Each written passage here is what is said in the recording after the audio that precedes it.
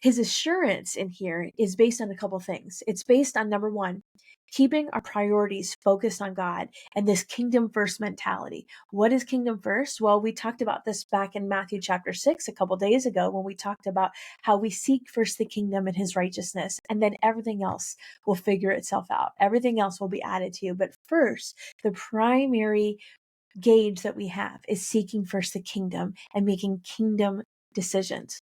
And then the second thing that this assurance that we have that's based on is recognizing that God is a good father. Sometimes as a parent, I know what's best for my kids, even if they don't. And even if I'm not willing to explain it in the moment, there's been times in our lives where there's been a shady character, maybe in a store or somewhere that we're at. And I say to the kids, okay, put that down. We're going to go. And of course, from the kids, especially when they're little, but why? I want to get this toy or I'm not done yet. Sometimes as a parent, I know what they don't know. And to keep them safe, I don't explain my actions. I just act.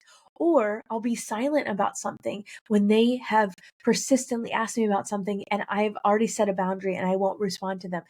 As a parent, and what this talks about is we're evil. Our hearts are evil. Without Jesus, we're evil. And yet, even as a parent, we want what's good for our kids. But yet God is not just a father, he's a good father.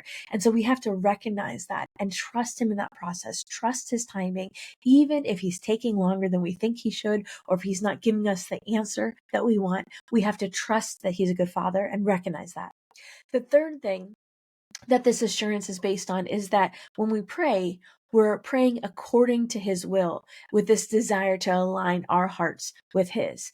And, if you're praying for God to remove your spouse because you want to move on with the guy from work, that is not going to be an answer of prayer that he's going to give you. In fact, I would argue that if you get that answer to your prayer, it's not from God at all. Of course, it's from the enemy.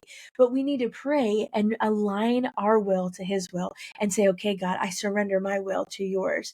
That's part of that assurance process. And then the last, it's maintaining this communication and relationship with God. So any step along the process, if God changes things, he's capable of changing your heart. There's been things in my life where I've been praying for and asking and seeking and knocking. And in that process, God changes my heart and says, you know what? This isn't actually what you need.